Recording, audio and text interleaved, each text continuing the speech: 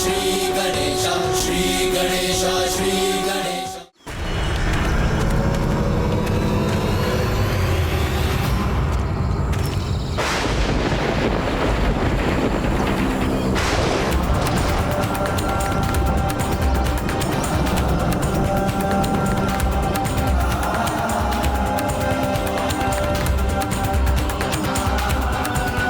विष्णुदेव, ये गज? मात्र गज नहीं देवराजेंद्र, एक नवजात गज। प्रभु, ये क्या कह रहे हैं आप? इस गज शिशु का शीश ही माता पार्वती के पुत्र का शीश होगा? ये कैसे संभव है प्रभु? स्मरण कीजिए देवगण, महादेव ने ये तो नहीं कहा था कि हमें मानव शिशु का शीश ले जाना ही अनिवार्य है। महादेव के कथन के अनुसार सर्वप्रथम जो भी नवजात शिशु दक्षिण दिशा की ओर मुख करके लेटा अथवा बैठा हो, उस शिशु का शीश लेकर जाना है हमें। और ये गज शिशु नवजात भी है और इसका मुख दक्षिण दिशा की ओर भी।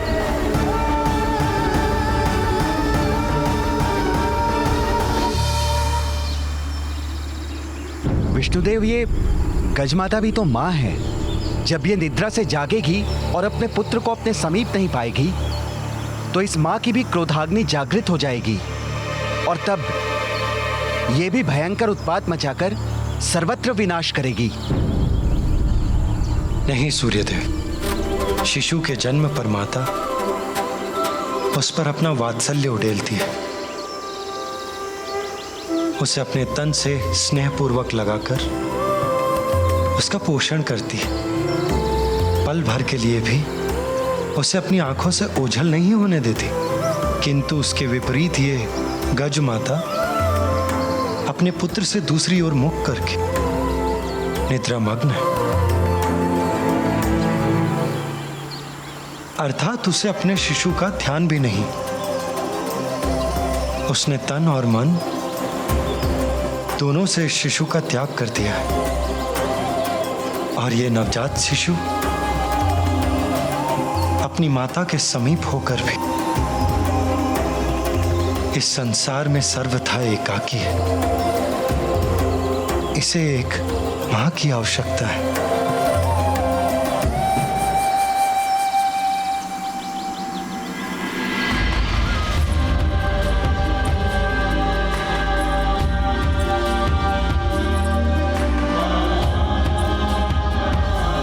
और वहां एक अन्य मां अपने पुत्र के लिए व्याकुल है।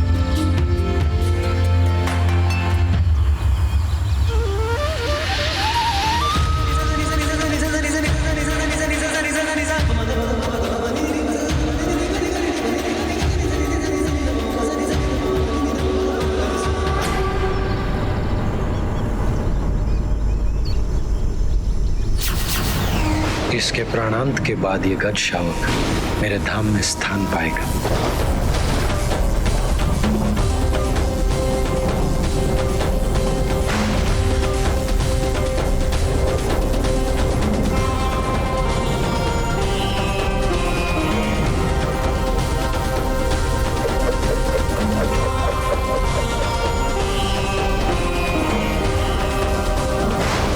ये पाश किसका है और कौन है जो इस शिशु को बांधने यहां तक पहुंच गया?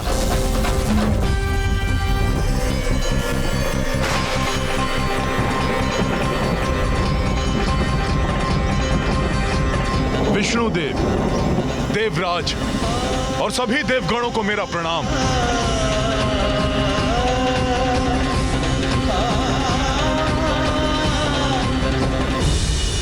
प्रणाम यमराज। किंतु आप और यहां, आपके यहां आने का क्या प्रयोजन है? देवराज, मैं यहां अपना कर्तव्य निभाने, इस गज शिशु को मृत्यु प्रदान करने आया हूं।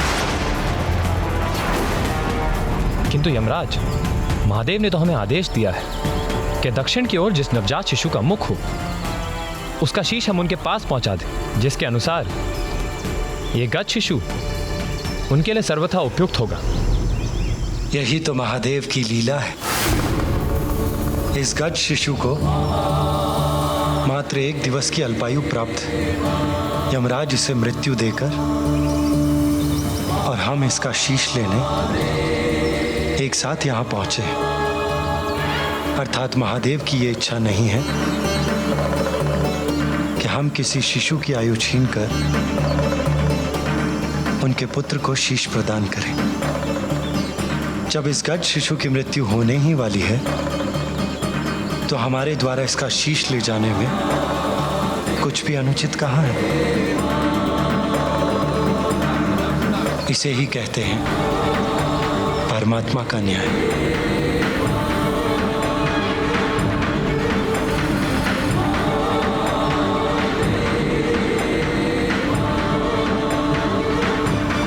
हे श्री हरि, आपके द्वारा इस गज शिशु के शीश को ले जाने के पूर्व मुझे इसके प्राण ले जाने की अनुमति प्रदान करें।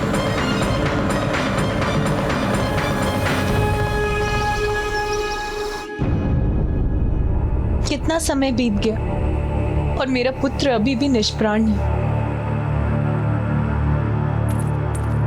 स्वामी,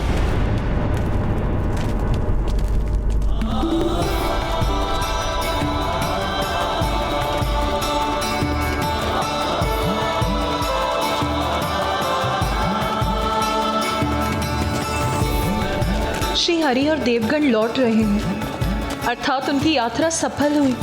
अब पुनः पा सकूंगी मैं अपने पुत्र को।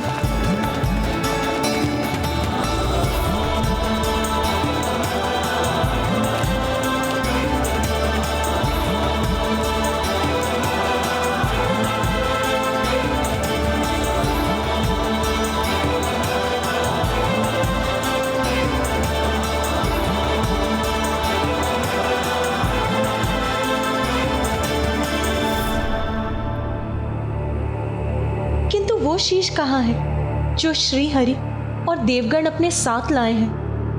अब तो वही शीश मेरे पुत्र का शीश होगा।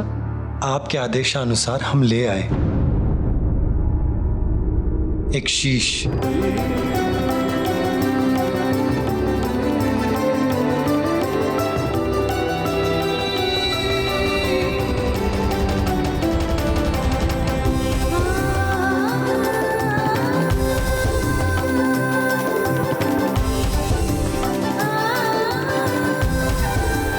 सूर्यदेव इस शीश को लेकर उस गुफा के भीतर जाएं, जहां हमारे पुत्र का पार्थिव शरीर स्थित है।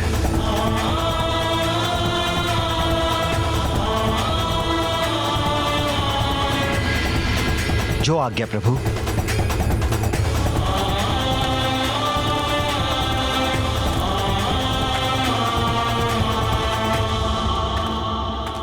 प्रभु, मुझे अभी भी एक शंका है।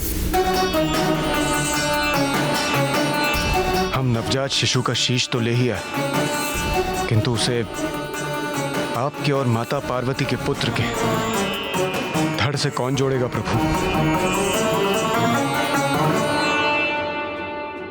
इंद्रदेव देवराज होने के नाते इस प्रश्न का उत्तर तो आपको भी ज्ञात होना चाहिए। ये कार्य अश्विनी कुमार करेंगे देवराज। आपको तो ज्ञात ही है, वो अत्यंत निपुण शल्य चिकित्सक हैं। क्यों, उचित कह रहा हूं ना मैं?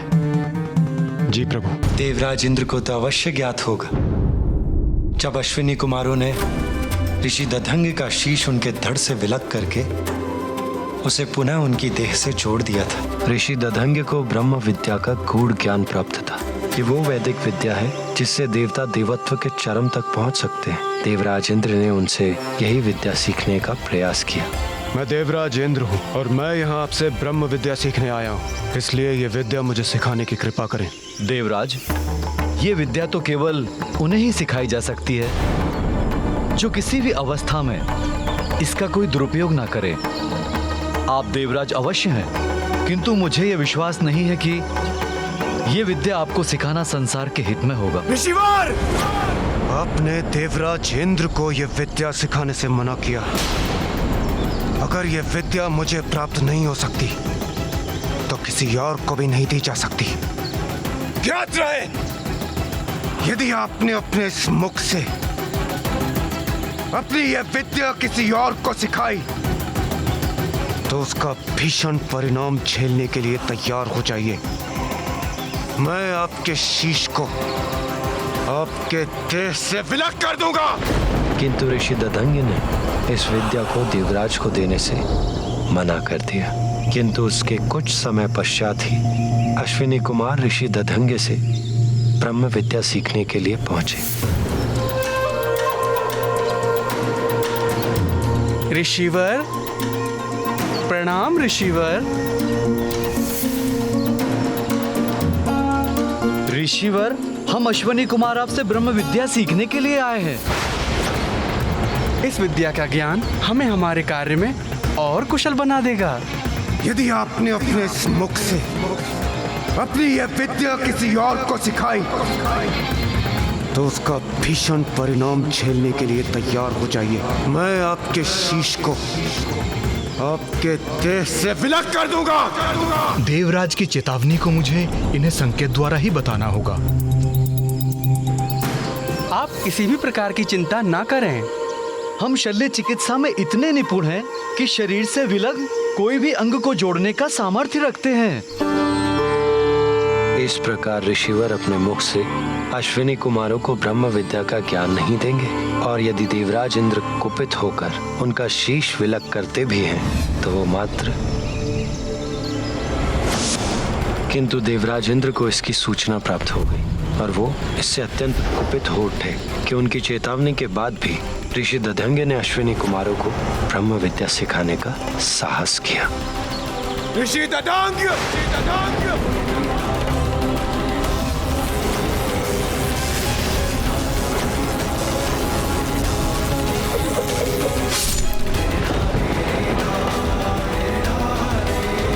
इसके उपरांत दोनों अश्विनी कुमारों ने ऋषि दधंग के शीश को उनके शरीर पर पुनः स्थापित कर संजीवनी विद्या से उन्हें पुनर्जीवित कर दिया।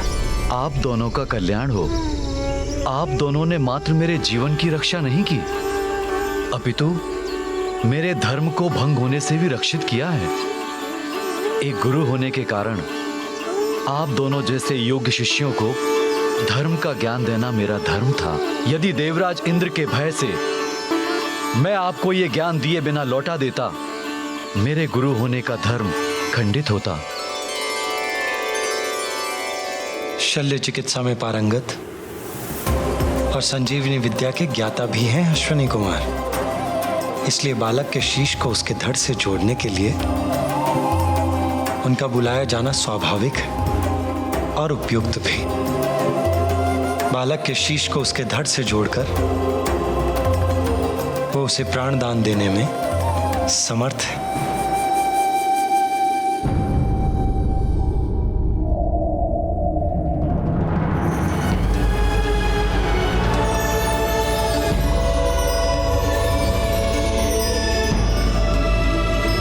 प्रणाम त्रिदेव।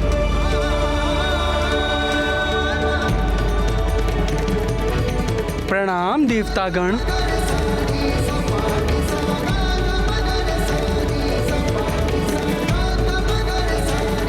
अश्विनी कुमार, मेरे कहने पर विष्णुदेव, इंद्रदेव एवं अन्य देव एक नवजात शिशु का शीश लेकर आए हैं। आप औषधियों के देवता हैं, इसीलिए आप ही मेरे पुत्र के तन से इस शीश को जोड़ने में सक्षम हैं। ये हमारा सौभाग्य होगा महादेव। अब आप अपना कार्य आरंभ करें।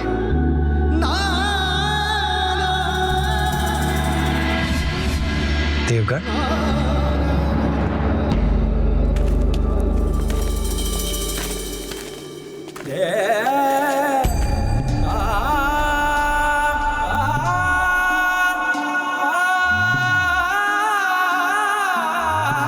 निश्चिंत रहो पार्वती, कुछ ही समय में तुम्हारा पुत्र पुनः तुम्हारे साथ होगा।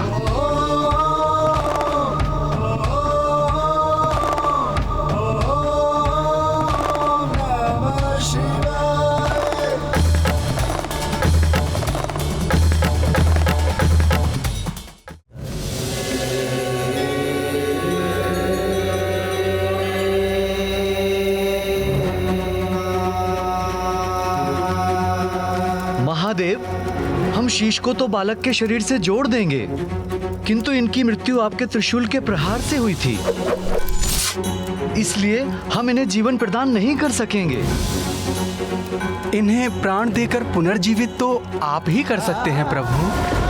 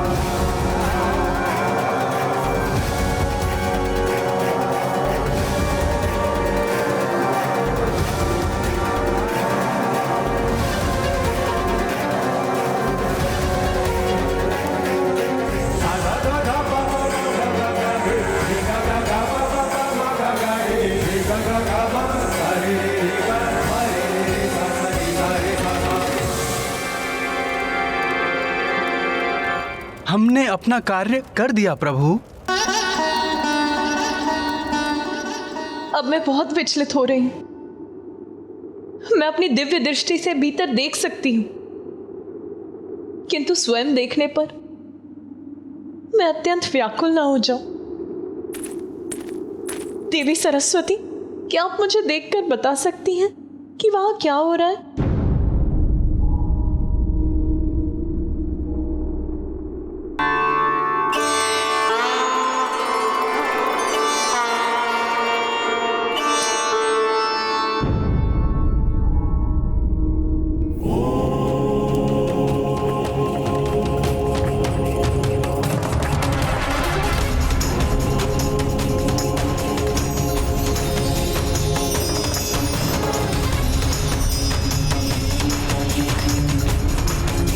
देवी पार्वती, महादेव आपके पुत्र को प्राण दे रहे हैं।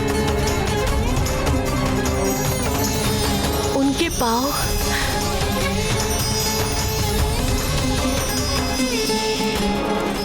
और अब उनका उदर जीवन से स्पंदित हो रहा है।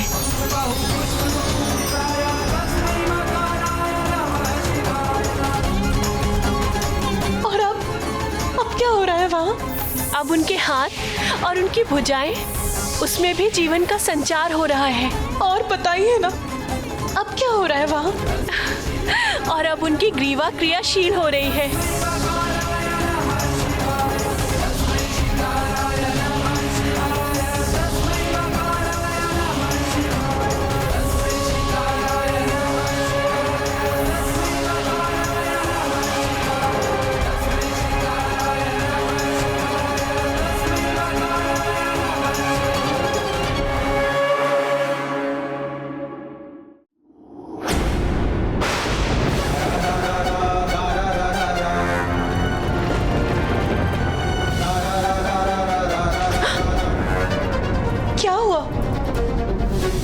आपने अपनी दिव्य दृष्टि क्यों हटा ली?